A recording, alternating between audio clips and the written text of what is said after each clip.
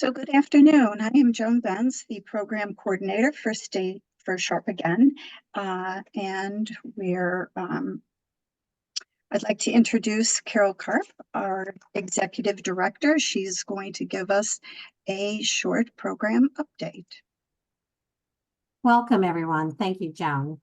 Here at Sharp Again, our mission is to educate and empower people to take charge of their cognitive health. We do that through many ways, including webinars like this one, in-person presentations, articles and resources, and a very informative website. But by far, the most impactful offering is our small group coaching program. This program offers live education and support facilitated by a certified health coach. These groups meet via Zoom once a week for 6 weeks.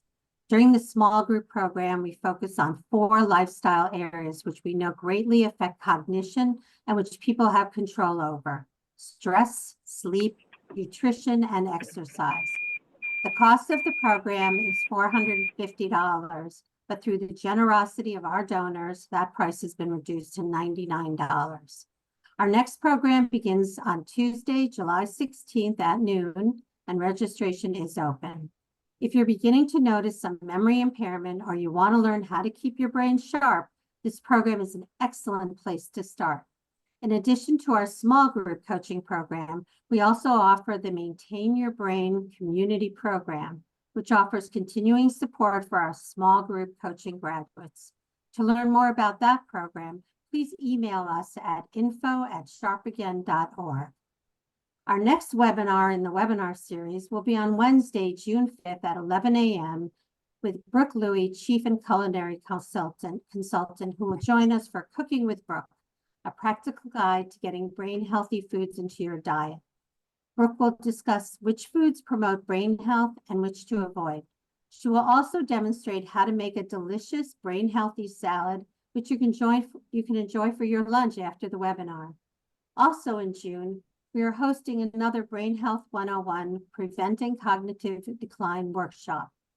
Please join us on Tuesday, June 18th at noon to learn about the identifiable causes of memory loss and how you can address them to prevent, slow, and potentially reverse their effect. You will receive all of our program information in an email tomorrow, along with the recording link and any resources referenced in today's presentation. Today's webinar is Toxins and Brain Health, and we look forward to a lively discussion on the topic. Our guests are Dr. Shanhong Lu and our own Lisa Feiner. Lisa Feiner is the founder of Sharp Again, a board member and a national board-certified health and wellness coach. She has over 20 years of experience working with clients who have a range of health issues, and she has spent the past 10 years counseling individuals about addressing and preventing memory loss. Welcome, Lisa. Carol, thank you so much. It's great to be here with Dr. Lu. Hi. So let me introduce Dr. Lu. She is a double board certified in internal medicine and anti-aging and regenerative medicine. With 26 years in integrative, environmental, and regenerative medicine practice, Dr. Lu has been solving numerous seemingly untreatable chronic complex illnesses by focusing on naturopathic detoxification support, organic whole foods and a plant-based lifestyle, and reestablishing neuroendocrine immune homeostasis. Welcome, Dr. Lu, and thank you for joining us. Thank you, Lisa, for the nice introduction. So we are going to do a combination today of slides and just an informal discussion because this topic is complex and it's changed. What we know has changed so much in just the last, as you were saying, 6 or 7 years that you've been focusing on this exclusively. So why don't we start with just a definition of neurotoxins. We'll go to the first slide. So Dr. Lu, do you want to take us through? Yes. So just, Lisa, I'm not seeing the slide for some reason.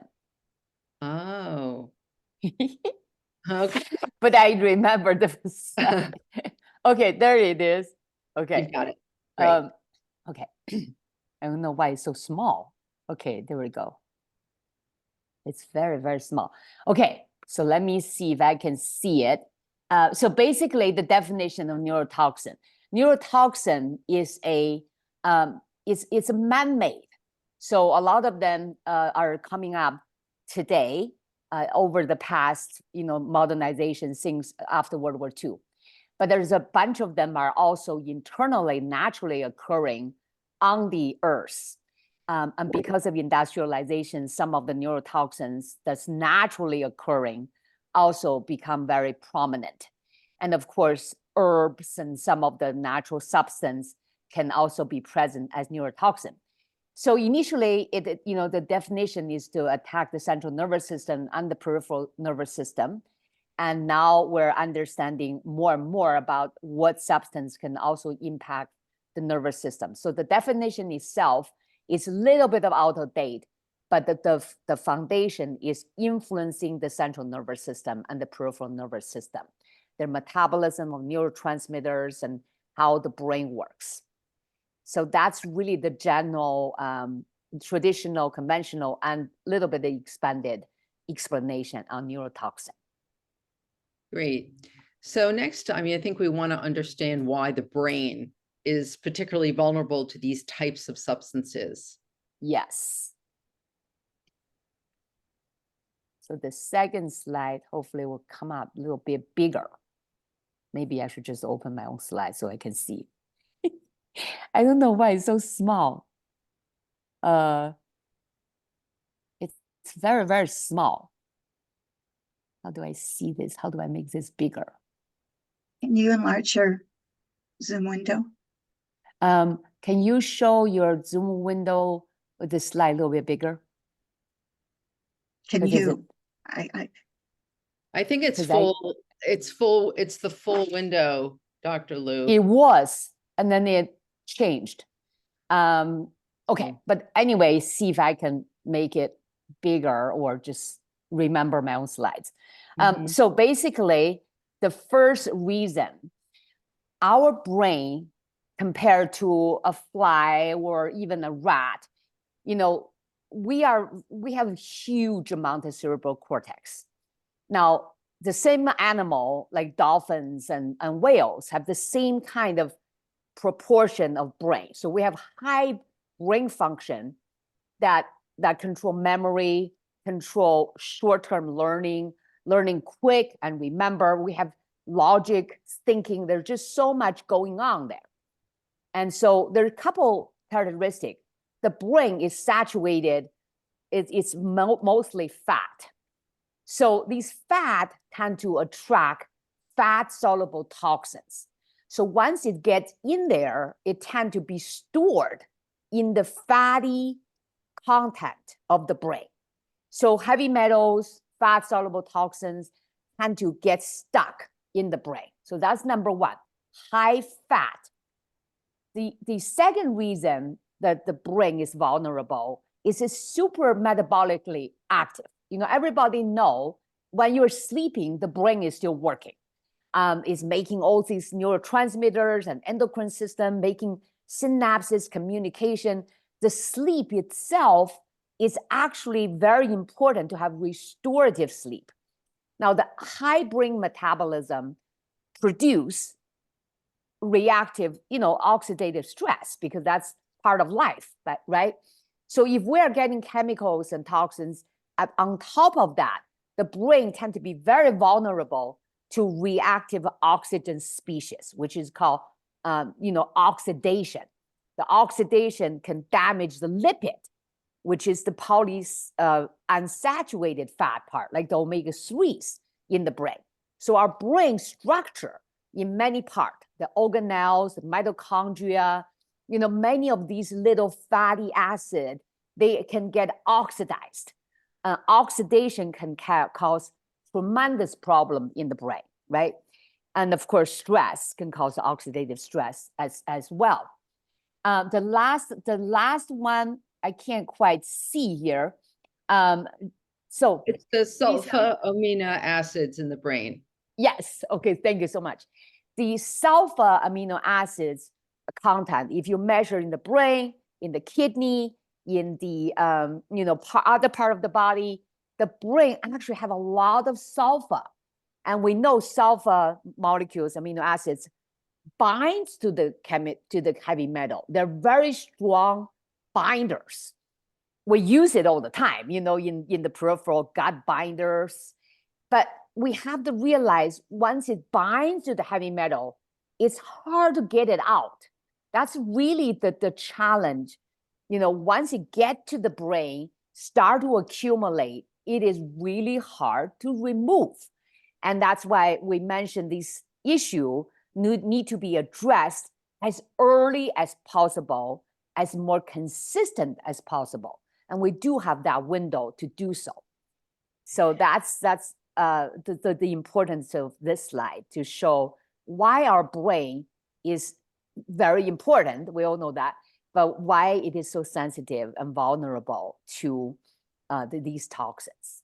Yeah. And, I just want to also point out that you were talking about the fat storing the toxins. It happens elsewhere in the body. We're talking a lot about the brain today, but when you're talking about detoxifying, the tissues in the body are holding the toxins as well. So if you've been highly exposed, it's not just a matter of the brain, it's also trying to get it out of the whole system. Correct. Right? Yes.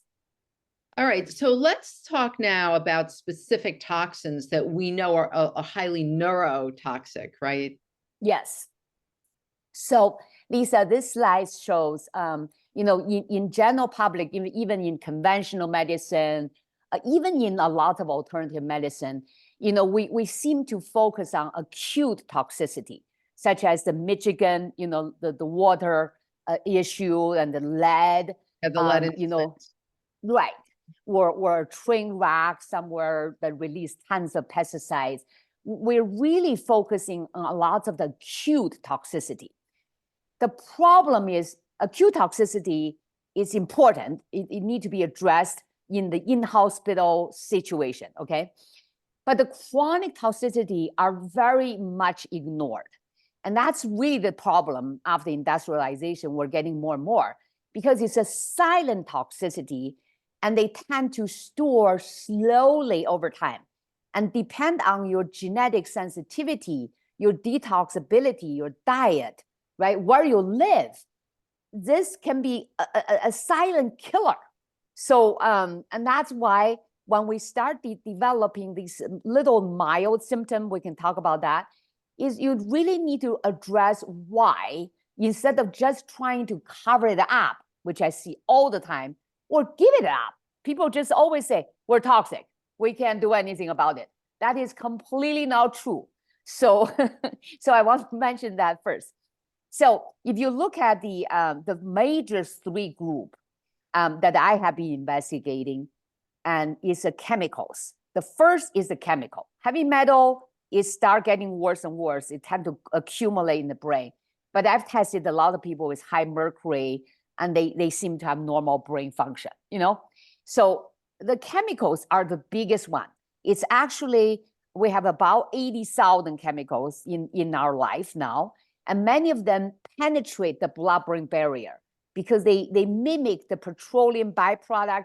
They mimic your hormones. Your hormone gets into the brain very easily. It's very fast soluble, small molecule. So chemicals are actually way more dangerous.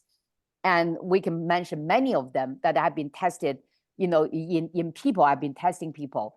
So chemicals, number one, heavy metal. Aluminum is a new issue because of the jet fuels are, flying all over the country. If you look at today, how many people take jets flying all over the world compared to 20 years ago. And the aluminum exposure is definitely increasing tremendously. And then the third one is mycotoxin, which is very potent. Mycotoxin usually does not cause chronic accumulation because people will get sick before they get brain fog, panic attack, tingling sensation, and all those anxiety symptoms, and severe brain fog, much, much acute. So this is when we talk about chronic accumulation, it's probably not the most important one. But chemicals, heavy metals, definitely. Now, But talk about define mycotoxins for people who don't know exactly what they are. Okay, so mycotoxins are toxins, small molecules that produced by mold. So mold is old species, Lisa. It's in our life all the time. But because of the processed food, people don't eat fresh food. A lot of the food gets stored, and then during the storage process, they can produce a mold. And the mold itself is not as dangerous. Let's say you eat a piece of moldy bread. It's disgusting, but you didn't see it. It doesn't make you sick right away. It's the toxins produced by the mold that is very harmful to the liver, to your brain. And certain, we call water damage building, have certain mycotoxins are very, very hard on the brain. Great, thank you. Do you want to talk about the hormones or the? Yes, I do. So these are other, I consider, very potent issues.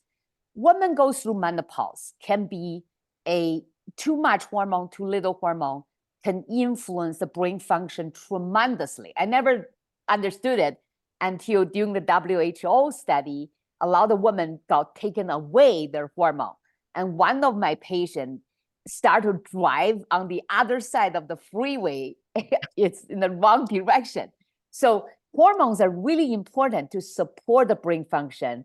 So when it suddenly drops or changes, it influences the memory and behavior tremendously. That's why women have 3 times more Alzheimer's than men, okay?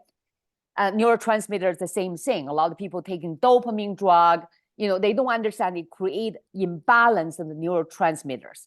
And that could cause depression in lots of Parkinson patients and dementia, right? Because your neurotransmitter can be too much and causing imbalance, which could be toxic to the brain. Now, during the COVID event, we have developed a lot, we have observed a lot of neurotoxic syndromes. And it's like the person is having fibromyalgia again all over, severe brain fog, lack of energy and memory loss, and anger, inflammation of the brain. So the immune system, dysfunction, infection can cause cytokine-related brain disorder. Many of them are concerned, about their memory as well. So this is actually pretty important because this could be chronic as well. Right. Great. So that gives us an idea of where this toxicity is, or the types of toxicity that we could be exposed to. Let's just start talking now about how we're exposed to toxins, because we know, we'll take down the slides just and have a conversation. We're exposed, right, in 3 main ways. We either breathe them in, we eat them, they're on the food we eat, or somehow we're putting them on our skin and it's being absorbed into our body. Is that right? Correct. Yes. So maybe you could help people understand. Let's talk about each of those maybe individually. You've alluded to some foods that could be contaminated. Are there particular foods that we know are highly contaminated? Yes.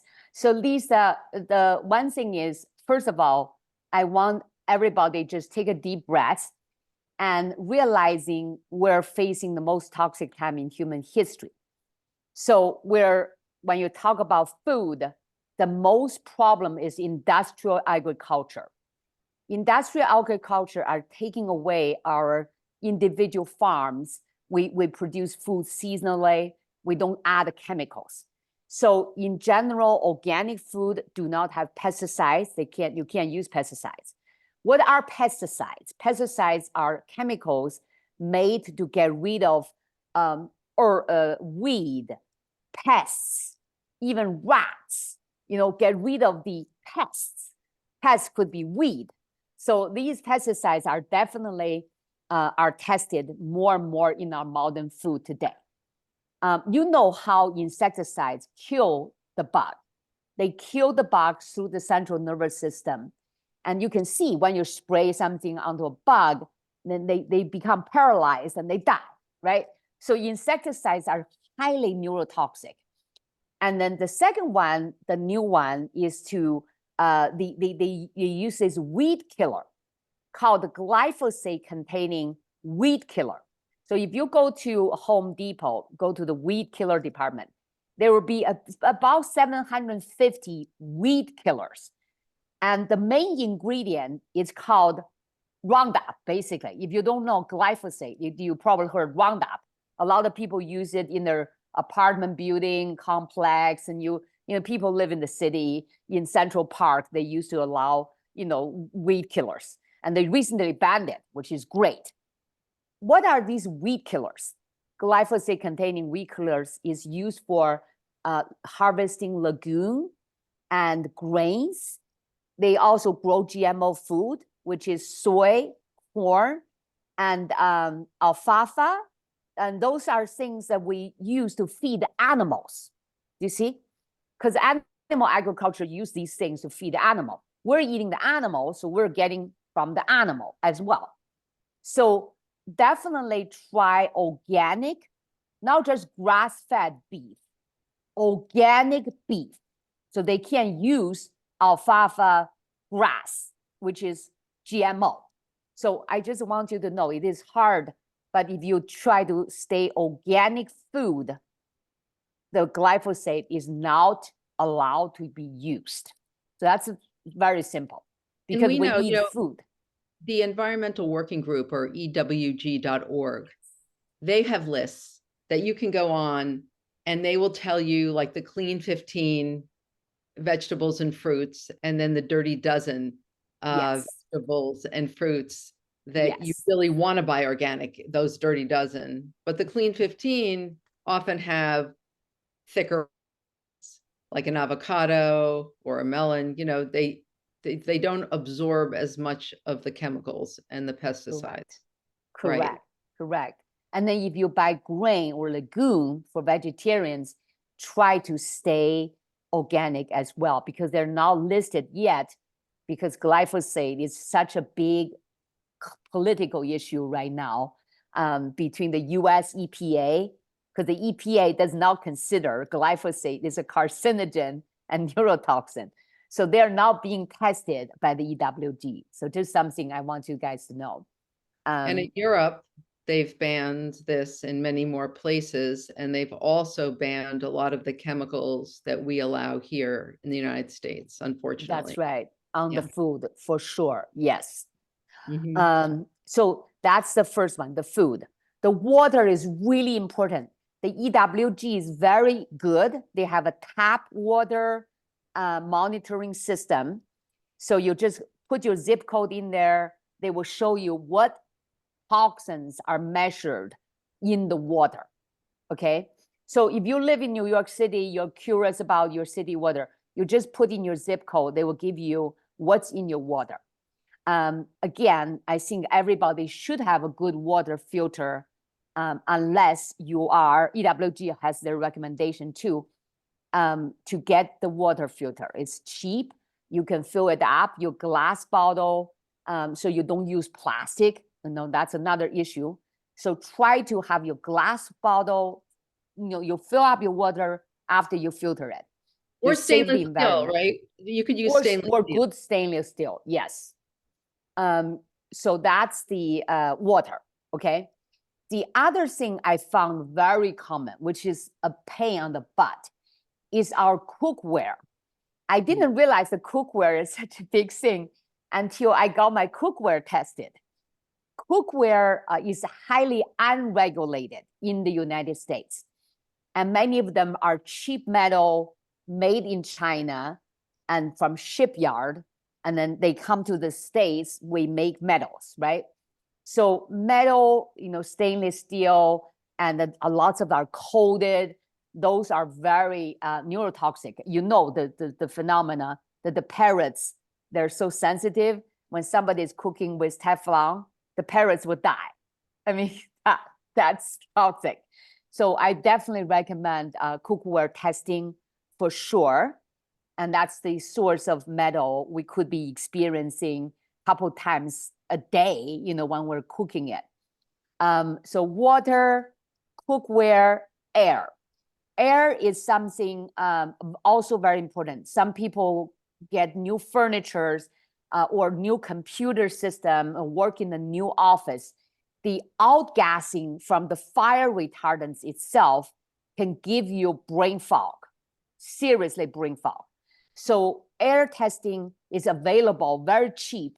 One of them is called Air Things, and they put on your wall and they show you. That's how I discovered I have radon in our home.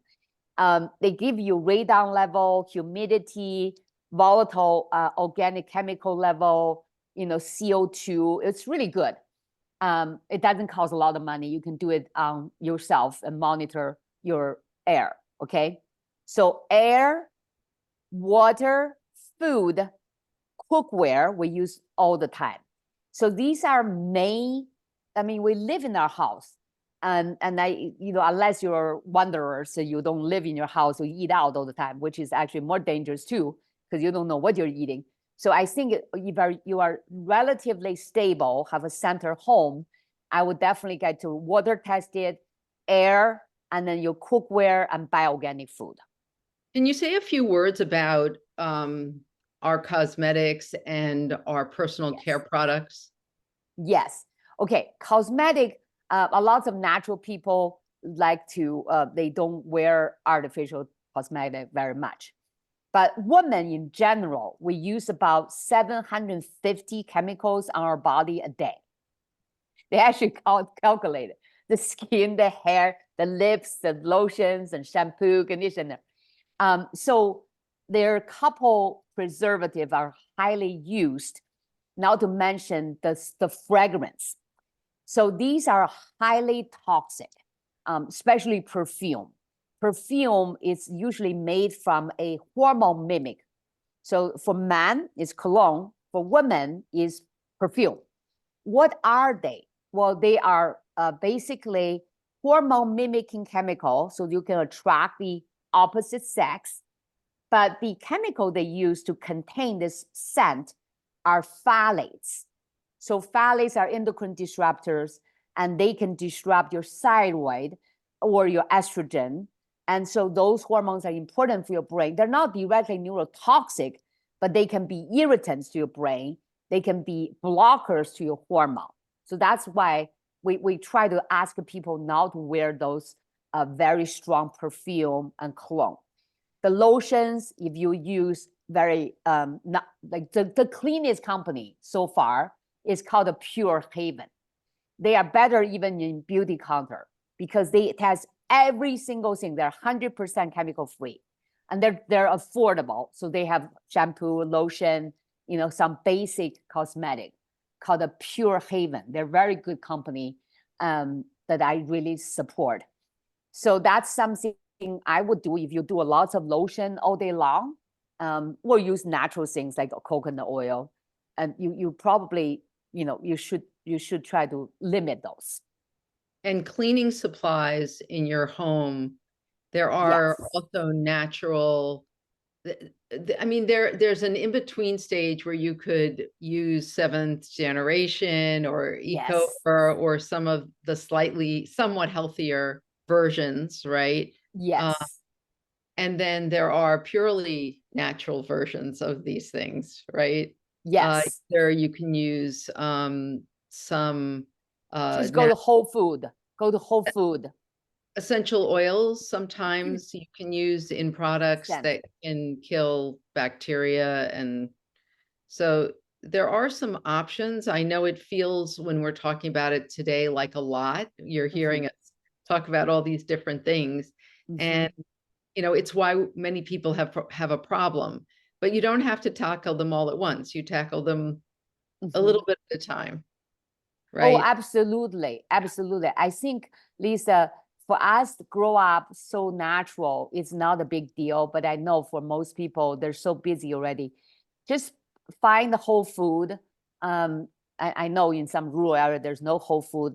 But if you just Google chemical-free detergent, there will be so many coming out. And Amazon has everything you can get. So I think it's the mindset. Once you say, okay, this week, I'm just going to do everything house cleaning natural. Also, this is a big mission of me, is to get people to use less plastic. So the detergent container, now they have a little sheets that you can come out of a box, and then you just put the sheets in your laundry machine, and they're completely natural, no toxins. It's so easy. Then you don't have to buy a big jar, and then you feel bad by throwing in the dump. Then they get into the ocean. So try to limit plastic, just for the sake of our planet and also our grandchildren, grandbabies. The plastic are so harmful. They're finding it in the carotid artery that has plaques during surgery and heart. They found microplastics that in those plaques causing, sudden heart attack in people they're very healthy. So it's really, really important for us to limit plastic, limit any kind of artificial scent, and then go just, again, organic. I think like that's all those really air fresheners, whether some people use them in their cars or they're the plug-in ones, they're all chemicals. They're all chemicals. All chemical, right? All chemical. Yes. So we definitely have to limit those. I just learned about those detergent sheets recently. They're wonderful. Yeah, you throw them in, and when they interact with the water, they foam up and dissolve. So I was going to check into that myself. Yes. Then you can save this big, huge bottle thing, Lisa. Yeah. Good point. So let's, there were some slides toward the end that I thought would be helpful for us to review together. One is about, why do we talk about a multifactorial approach to treating memory loss? Joan, maybe we could put the slides back up. Yes, that's a wonderful article. So why don't you talk a little bit about the interaction of all of these things and toxicity? Yes. Now we're in that rational. Okay. So this article is actually co-authored by Dale Bredesen. With Dale, I met him with Sharp again in 2019. We have been kind of keeping in touch with each other all these years. I'm the one recommended him study glyphosate because he was, in 2019, he was not aware about this glyphosate thing. So he started getting into the glyphosate on his second book. This article just published in January 2023. And of course, he feels, first of all, there are 4 different kinds of Alzheimer's, and how can we address it? That was his initial approach. Then he started looking at everybody. Well, everybody is going through the same thing, right? It doesn't matter if it's traumatic brain injury that I had, that I recovered.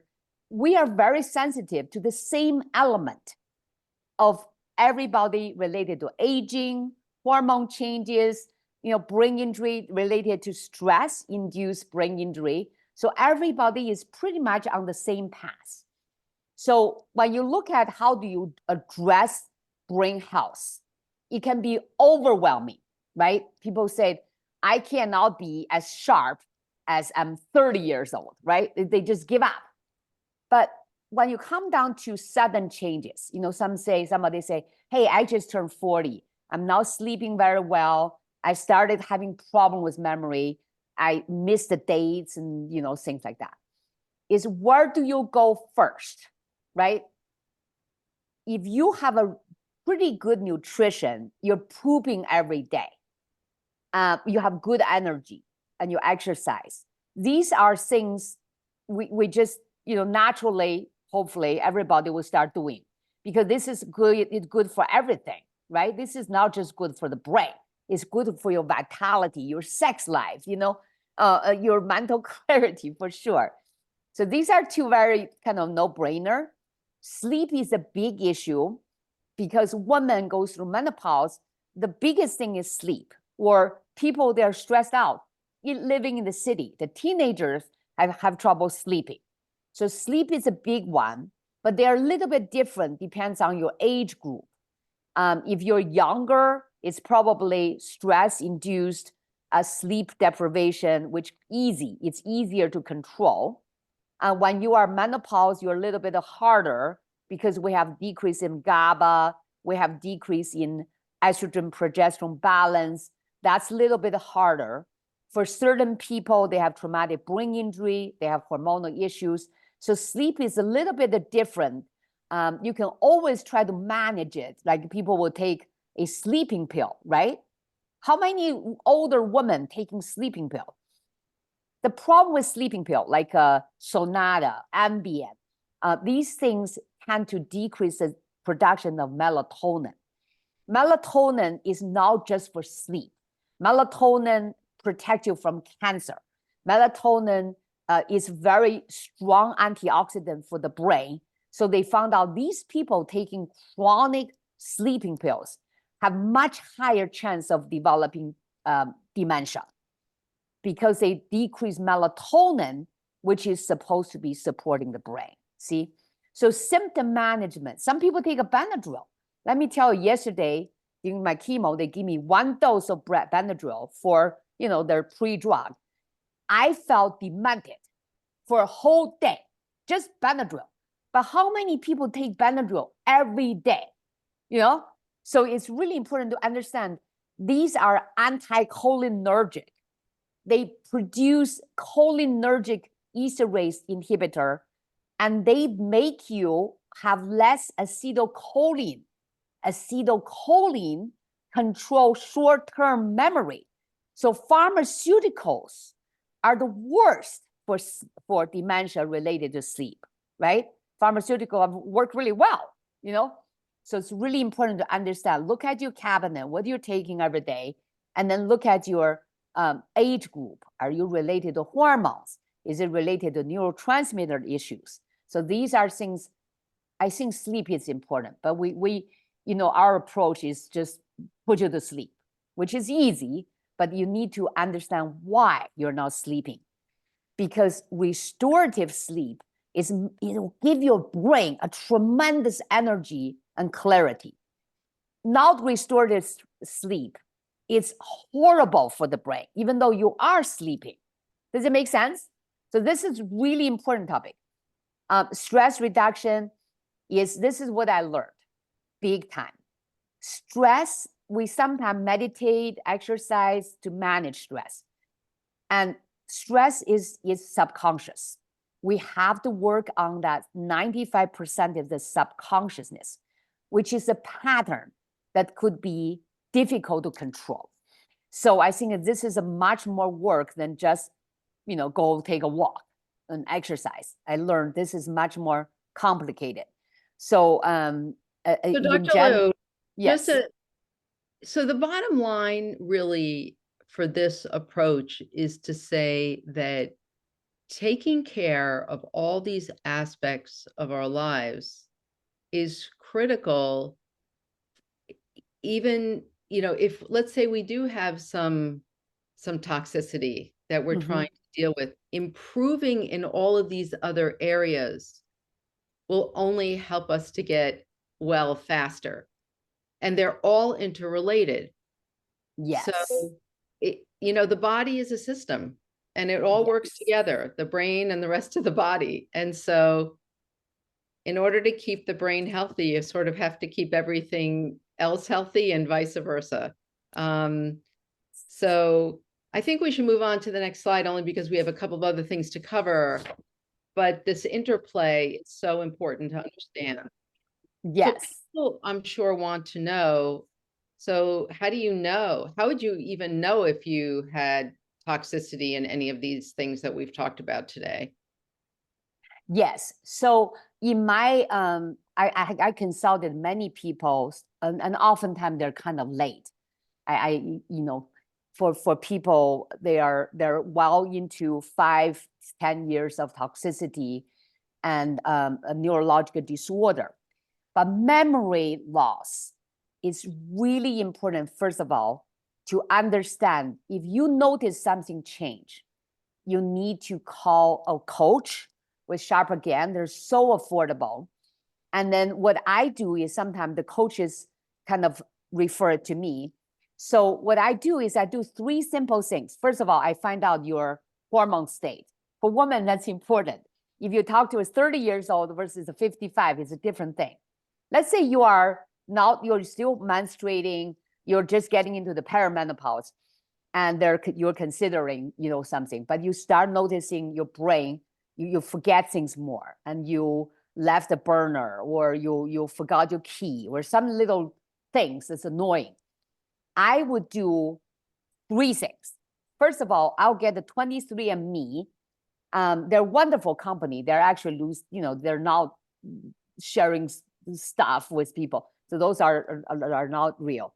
The 23andMe and Ancestor.com, they're providing very, very cheap to get the raw data. And then I use the raw data to go into your neutral genomic.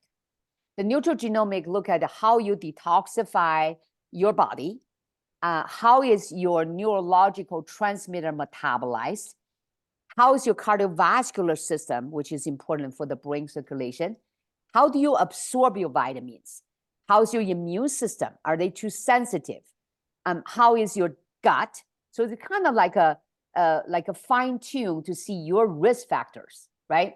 So based on your risk factor, then we can look at your nutrition. The nutrition one could be very expensive. You can do from different labs. The one I found is cheap and you get the result is called OligoScan. They give you 20 minerals. They give you 8 vitamins level. They give you heavy metal, like 15 heavy metal.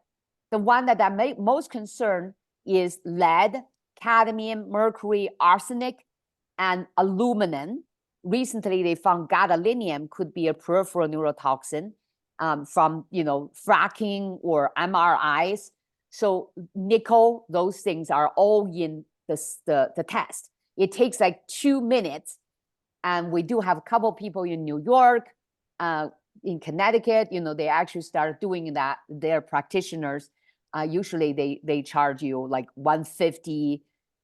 I charge $150, but some people charge $200 for blah, blah, blah.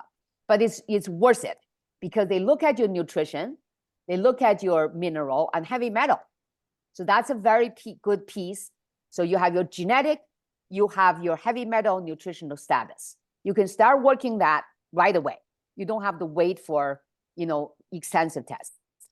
Now, the urine test is really important if people live in the downstream, downwind, their occupational contact with chemicals, like dentists actually should get this one because I found dental exposure to BPA and a lot of the stuff they use for the dental replacement, cleaning, they're actually pretty toxic. So they should do a urine, panel, which is very easy. You just, they get the little vial, you pee in there, and then in 3 weeks, they give you the whole chemical panel, including industrial, gasoline, agriculture, plastics, perfume, fire retardants, things you buy a new car, you smell the new car, what are those? Those are styrene, vinyl chloride. These are things not only causing cancer, they also cause brain dysfunction. You see? So I think these 3 tests are very, very simple to do. And it's not that expensive. I think if you have a baseline, we have a place to work with it. Otherwise, you can live in paranoid state, like you don't see your enemy, you don't know which one you should spend money with, right? So I think that's really important. If I had that many years ago, I would know my main enemy is radon and BPA. So, but sometimes it takes a long time to detoxify. So I think it's important to know since we have the technology available now, right? So Dr. Lu, some doctors you go to will do like hair sample testing. Some people will do blood testing. Can you talk a little bit about that and which are, you've talked about these 3 tests, Yes. but because I don't think people realize the different information you get from, let's say, Yes. tests versus urine versus hair. Very good. Now, I did record it, a webinar. I can send you guys. You can give it to your clients for free. Because the body have many compartments. So when you are exposed to certain toxins, they also have different distribution. So hair, so the most of the measurement for toxins are measuring what's coming out, okay? So the one is urine test, it's usually measuring what's coming out. So what's coming out usually is a recent exposure, probably up to 3-6 months, not long-term body burden. So really, there's 2 issues. You measure how much in your body that's accumulating, or how much you are exposing recently. Does it make sense? So hair, blood, urine are oftentimes measuring what's recently exposed, not what's in the body. Does it make sense? Yeah, so blood is actually the most short term. It's like what you had in the last 24 hours. And then, the hair is a little bit longer because, right, your hair has been growing longer. So to get at those tissue levels of toxins that we talked about earlier, how would somebody get at the tissue level? The tissue level, the gold standard for heavy metal is called a provocation. This is before I discovered OligoScan, is they give you a provoking agent, and they will measure your urine before you take the provoking agent. And then you take, let's say, DMSO 600 milligram, and then you collect the urine over a period of 6 hours. Some people collect overnight. Then they send in the second urine to the lab, and then they compare the before and the after, okay? Which makes sense. But currently, this approach is only used in heavy metal. They don't do chemicals. They don't have a protocol to give you what to provoke the chemicals yet. You see, ideally, we should find a lab. They do the provoking for both chemicals and heavy metal. That will be ideal. And then the tests I've been using for a long time, the problem with people is it's very cumbersome. You have to collect the urine, find the right day, don't eat fish, and it's just very complicated. Another problem is the provoking agent is now banned by FDA. So you have to have a prescription to a pharmacy who will make you the pill. You see? So everything increases the cost and compliance. For me, the OligoScan it's very, very good. It's made in Europe. It's an equipment created by a dermatologist and collaborating with spectrophotometer company. And they found out if you shine a light, we are all light absorbers, right? Every single molecule have a different light wave absorbent. You probably remember when in chemistry, we burn sodium, and sodium is kind of yellow, and then potassium is kind of purple. Remember? Different elements have different color. So spectrophotometer is very much used in analyzing vegetables, analyzing food products.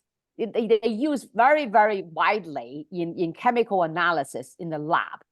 The company decided to use the same mechanism to measure the 4 major points in your hand by shining the light into the tissue, and then normalize by sex, age, your body weight, your height, your birth date, and they create a normal distribution of the curve. What they did is they collect data from Europe, basically, at the beginning, and they have a so-called normal range.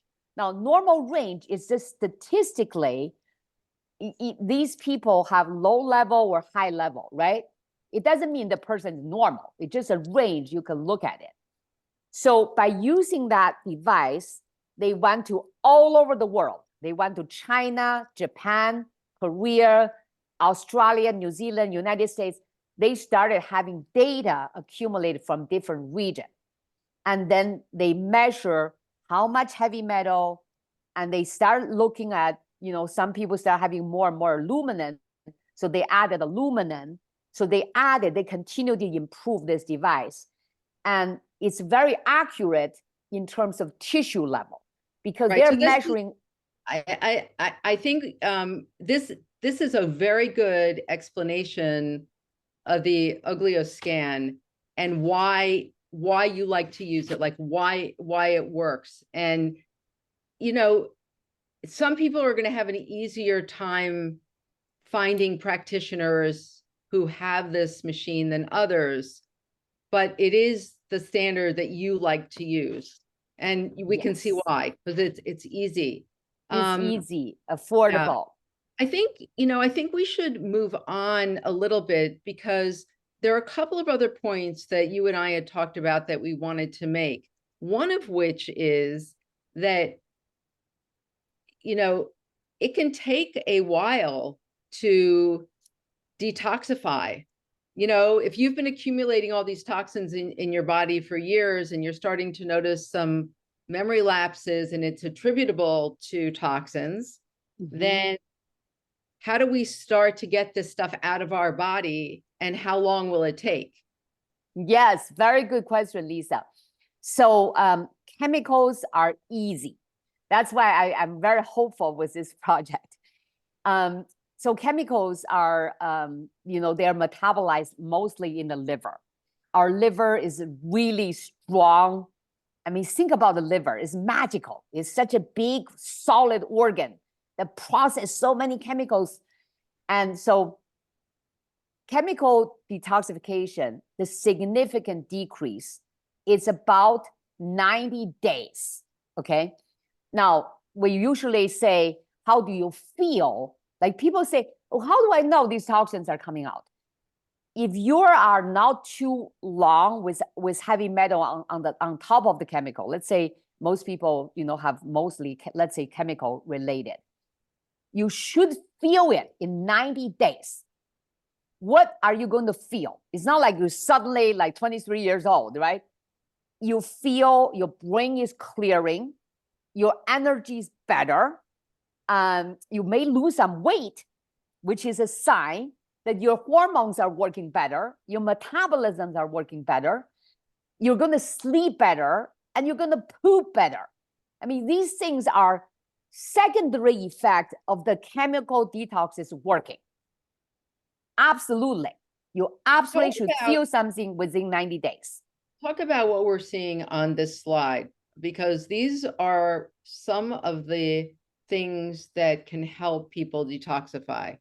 Yes. Okay, so we're talking about chemical detox, which is on the left side. And of course, everybody, you know, I used to think the ketogenic diet is the best diet for the brain. Then I started measuring and consulting with people on ketogenic diet. I found their chemical loads are very, very high because they're just too oily. Oily food are hard on the liver. Remember that, because our liver processes so much oil already. I would definitely do whole food plant-based diet and adding omega-3s, you know, to your diet and some healthy fat in the form of whole food, okay? And this one give you better poop, better microbiome, population and diversity is fantastic. Then this alone will help you lose some weight and feel more clear and more energy. These two are something I've been using myself in my practice for over 20 years. So it's not a short-term thing.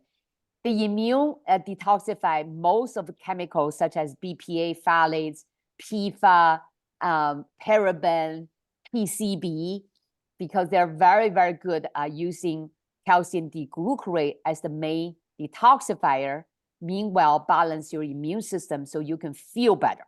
That's in the lower left-hand corner. That's the Orenda Immune. Yes. That you're talking about. Yes.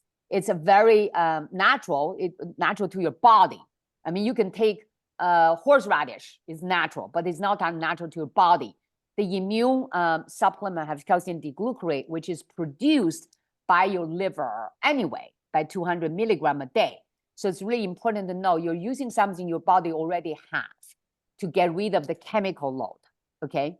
The atropine spray just have a balanced neurotransmitter group, very small dose, almost homeopathy dose that help your brain to balance.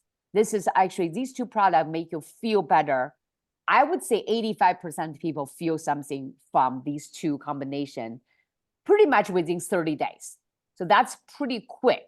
But I don't want people to say, oh, this is just a dry symptom. I feel better now. I will stop.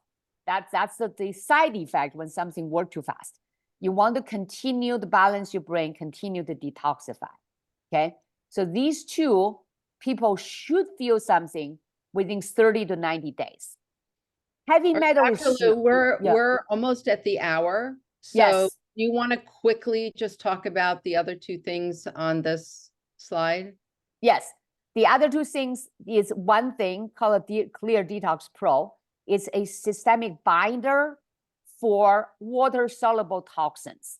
So most heavy metals, glyphosate, most of the water-soluble toxins are absorbed and bind with this liquid. You put in the water, drink it every day, and it's great. The symptom, how do you know it's better? It depends on what kind of organ are involved. Joint pain goes away pretty quickly. The brain is slow. The brain is always slow, okay? And then you have the air filter. I really like AquaTrue for water filter. Air Doctor is great, affordable. And I would definitely, if your air is problem, just do that. EWG will give you plenty of reason to eat organic. So that's pretty simple. And, also remember that when you come into your home and you have your shoes on, you may also be tracking in dirt, pesticides, molds, all sorts of things. So that may be something that you also want to consider. You have here decrease exposures, and really to think about any way that we are having exposure to these toxins. I mean, we've talked about a lot of them. So we will include a lot of product information in the email tomorrow that Joan's going to send out. Do we have time for a question or two? I think so. There are two questions about the safety of types of food vessels. Are ceramic pans safe? Very good question. So ceramic pans also have aluminum, which I was shocked. The glass and ceramic, because aluminum is the best heat conductor. Silica is not. So oftentimes I would say 100% of the time, they contain aluminum. My discovery is just do a testing. You use a cup of baking soda, you heat it up and you taste it, right? Without heating. Then you heat it in a glass, let's say ceramic, and then you taste it again. You will be able to taste aluminum in the water that's cooked in your ceramic. Wow. Interesting. Yes. I use stainless steel pots with aluminum base on the outside that helps conduct the heat. Exactly. That's about 25 years. Hopefully they're still okay to be using. I know. I will test it because I bought we have a very expensive test, the cook kit. We did the testing. You can taste it's bitter. Okay. Yeah, you can taste it. The other question, if we're concerned about aluminum, are aluminum water bottles really a good option? Well, aluminum, if you're doing it like a cold water, I don't think it leaches out as much. It's the cooking. Because they were showing when you have heat and then you have different acidity from the vegetable, that's where the aluminum start to come out. If you're just having a water, carry around, not hot, even plastic. If it's cold water, it probably doesn't matter. It's a plastic bottle they put in the water and they travel and in the sun, and you just don't know how much is in there. Mm. You had mentioned 23andMe, and I believe you mentioned another company, or was it just Oh. 23andMe? It's called ancestor.com. Okay, Ancestry, yes. Yeah, They will and they give are you the information. the same I will- price. They're competitors. yeah, I will include that in the recap tomorrow. Okay. And there was another question about seasonal allergies, and could those be a toxic reaction to something? Yes, actually, National Geographic just published an article and relating why people have more and more seasonal allergy and prolonged because of the climate change. So climate change definitely make a big impact on our plants, how they reproduce the pollen. But at the same time, it's also related to our inner environment. So when people are more toxic, their immune system are way more sensitive to even natural scent, right? So you have to see what's happening in the environment, climate-wise, what's in your immune system is becoming more dysfunctional. So these two need to be addressed together. And would an air purifier help to clean the air in your home? Absolutely. Especially we work from home now a lot, and then we sleep there, you know. So I think a good air purifier is so good. You feel huge difference. I just recently started using one. Yeah, I know. I still want to get one in terms of smoke. You know, there's one slide showed the wildfire affect the brain function significantly. So Dr. Lu lives in Northern California and has had lots of patients that have suffered from glyphosate because of all the farming and also Yes. the wildfires. Yes. Yeah. Yes. They did a 10-year study. The reason environmental medicine are now very promoted, because most of the study, they just see short term. But this study is the only one. They follow these people for 10 years. And they monitor where they're from agriculture or wildfire, also from New York, you know, whatever. And they found out these two factors, agriculture, pesticides, and the wildfire significantly cause increase of Alzheimer's. 10-year study.